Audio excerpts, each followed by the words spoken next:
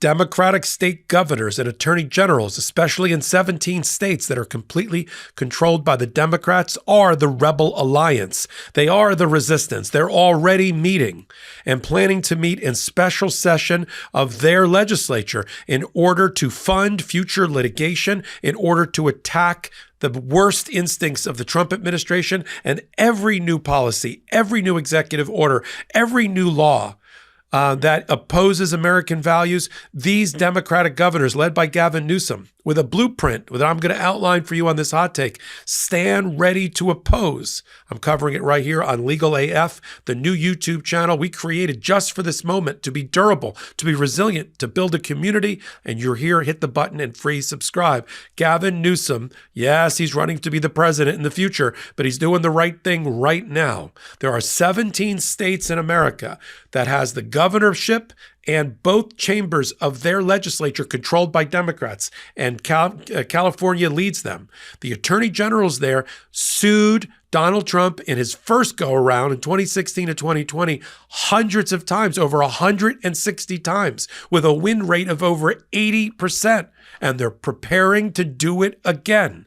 It's going to be a combination of these attorney generals, led by the Attorney General of California, the Attorney General of New York, Leticia James, who's already brought Donald Trump personally low and his business dealings low with a $450 million judgment she obtained against him. They are loaded for bear to take down Donald Trump and anything he attempts to pass through executive law or otherwise to undermine women's rights, reproductive rights, the right to a medication abortion, immigration standards or rights, safe havens for immigrants, and all the other progressive democratic principles. Let's talk about what Gavin Newsom has just done and why I think this is a blueprint for at least the other 17 states, which I will list in a minute, that have complete Democratic control, and we need to take advantage of it. Gavin Newsom has called a special session of the California Senate and Assembly to meet in the beginning of December, not wait until January 20th, meet in December to talk about funding. First, put money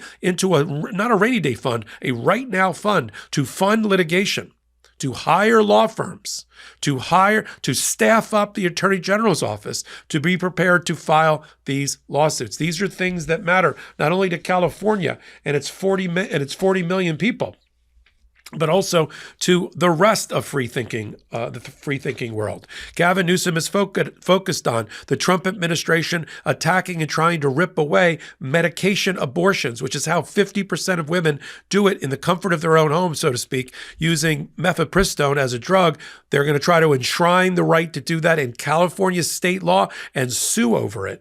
The clean air policies that are important to California and clean water and the rest of us. Immigration policy. Cities and states want to be safe havens for immigrants. They want to be able to do that and fight the Trump administration over his attempts to end those programs.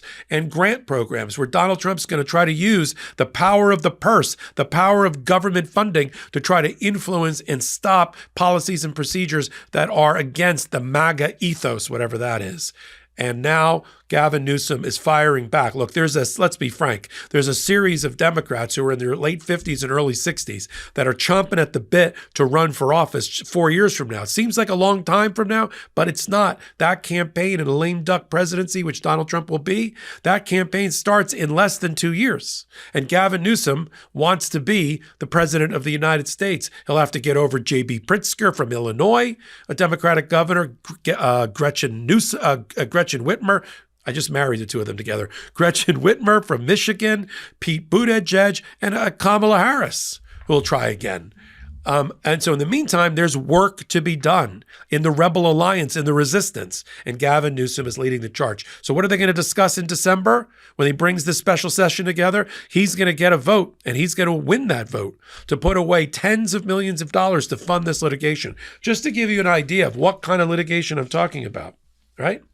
In the first go-around of the Trump administration, attorney generals controlled by Democrats, Democratic attorney generals around the country, sued the Trump administration 160 times with an 83% success rate. That's in addition to all of the public interest organizations, the American Civil Liberties Union, the Southern Poverty Association or Southern Poverty Center, the Planned Parenthoods of the world that brought hundreds more. I mean, ACLU brought over 500 lawsuits just itself. So now you're looking at 1,000 lawsuits that we can anticipate at least being filed in federal court. In federal court, which Joe Biden has had the opportunity, will have the opportunity to reshape what looks like at the federal court level. But it starts with these attorney generals and strong ones. Leticia James, she's tangled and shut down Donald Trump at least 3 times. She just proved in a court of law that Donald Trump's business operation was persistently fraudulent and has a $450 million judgment. It's up on appeal, but she won that case. There's no love lost between her and Leticia James. Donald Trump's attacked her as a woman in a misogynist way. He's attacked her intellect. He's attacked her race. He's used racial slurs against her. And now she's back. Okay. This is like, the zombie Dracula that can't be killed. This is the Walking Dead against Donald Trump, but better because it's in the form of Leticia James that knows her way around a courtroom and how to win. Now, let me just give you the numbers. I said at the beginning of the hot take, there are 17 states that have the magic trifecta. Governor, Democrat. Senate, controlled by Democrats. And House or Assembly chamber, controlled by Democrats. Here they are. You've got the whole barrier on the West Coast. You got California, Oregon, and Washington, all 3 of them. And they've been very litigious against the prior Trump administration, and they're gearing up now for the next time. So in alphabetical order, at least, California, Colorado, Connecticut, Delaware, Massachusetts, Hawaii, Illinois, Maine, Maryland, Minnesota, New Jersey, New Mexico, it's hard to believe, New York, Oregon, Rhode Island, and Washington are all trifecta, Democratic controlled. That's where we're going to look for leadership at the attorney general level and the governorship level and the funding level from their legislature to go after Donald Trump again. Here's the numbers. In the Biden administration, the MAGA Republican and their attorney generals went after the Biden administration 60 times, 60, seemed like a lot more, and they won 76% of the time. But in the first Trump administration, Democratic attorney generals and governors went after Donald Trump over 160 times, and they had it over an 80% winning percentage. Now, look, things have changed a bit in the last 8 years. First of all, Donald Trump was in power for 4 years the first time around, and he was able to appoint a couple of hundred federal judges and a lot of circuit court judges at the appellate level, and of course, really a lot of Supreme Court justices, 3 against Joe Biden's 1, and he almost doubled the amount of circuit court because there were just the vacancies that were open. So, there's an advantage to Donald Trump the first time around in how many appellate court circuits are dominated by Trumpers, which is the route ultimately to the United States Supreme Court, right? So the complexion of the judiciary has changed. The playing field has changed. It doesn't mean we're going to be less successful. It just means we have to be mindful about the courts that these things are filed in. So if I were picking out of the 17 trifecta states, the ones that have favorable appellate courts above them, leading to the Supreme Court, California, Washington, definite, right? And Oregon, because they're in the Ninth Circuit. Ninth Circuit leans to the left.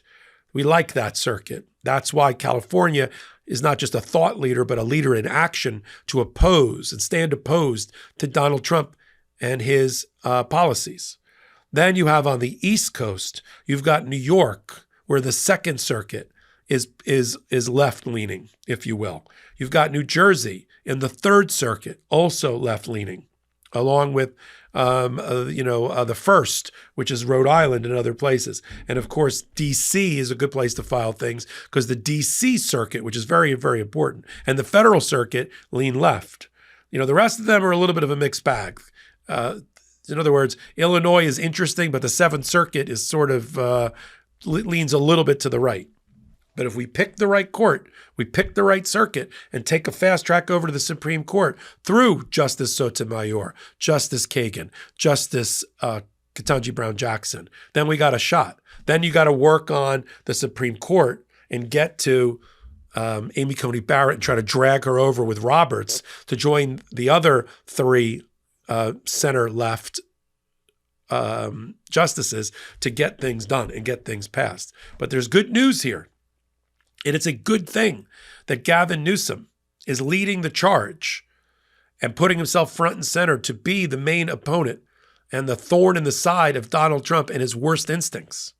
We need, as I've said in prior hot takes, we need these public interest groups. We need the Democratic National Committee to come together. We need to link arms with the state attorney generals in these 17 states and other Democratic attorney generals, right? And try to rein in Donald Trump's reign of terror. This is where it starts. That's why I was so encouraged to see the leadership, the profile and courage of somebody like Gavin Newsom stepping forward. Now, look, we got a great crop, as I said at the top of the hot take, of talent on the bench to run for the presidency. But that's something we worry about in 2.5 years. We got to get through the midterms. We got to win and crush in the midterms. But leadership being led by somebody like Gavin Newsom is very, very important. But we've got Gavin Newsom, we got J.B. Pritzker, we got Gretchen Whitmer, we got Pete Buttigieg, we've got Kamala Harris. We've got others that I haven't even discussed that are Democrats and strong. So I like our chances when we have a proper primary and we vet these candidates and we vet the issues to prepare for whoever MAGA puts up, whether it's J.D. Vance again or J.D. Vance has to get through a primary. I'm not sure. We'll have to wait for that. But in the meantime, there's work to be done now through the federal court system led by the attorney generals of these states and led by somebody like Gavin Newsom.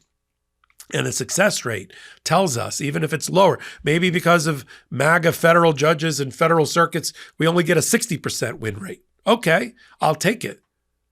But any attack on immigration, which we know is coming, on women's rights, we know is coming, LGBTQ plus rights, we know is coming, First Amendment rights, freedom of the press, environmental policy, all the things that matter to free-thinking people have to be opposed now through the states.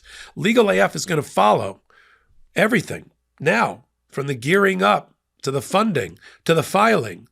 We know the playbook on the other side. We're like a football team that got handed the actual playbook for our opponent. It's Project 2025.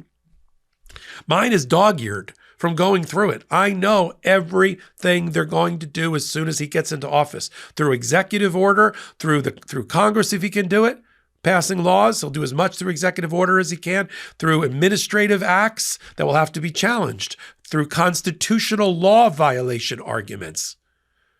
That's why God created the First Amendment, the Fourth Amendment, the Fifth Amendment, right? We got to use all those amendments in court. Why Congress created the Administrative Procedures Act, the APA. We got to use that when it's been violated. When we see abuses of power, the attorney generals in these 17 states have to spring into action, join together, and file their lawsuits. And when we're done, when I'm doing a hot take from now 4 years ago or 2 years from now, I'm going to report that we met Donald Trump on the battlefield and he was defeated. Not just 160 filings, multiply that by 3 times that, 500 filings by the states, thousands of filings by other public interest groups. It starts here. It starts now. And you're on Legal AF, the YouTube channel. Take a minute, hit subscribe so you never miss an episode. You never miss a hot take. You never miss new information that you need to push forward and fight forward as we link arms and go shoulder to shoulder. I'm Michael Popok. Until my next hot take, I am reporting. Real quick, Meta just changed their algorithm to suppress political content. Please follow our Instagram @MeidasTouch right now as we head towards 400,000 followers so you don't miss a beat.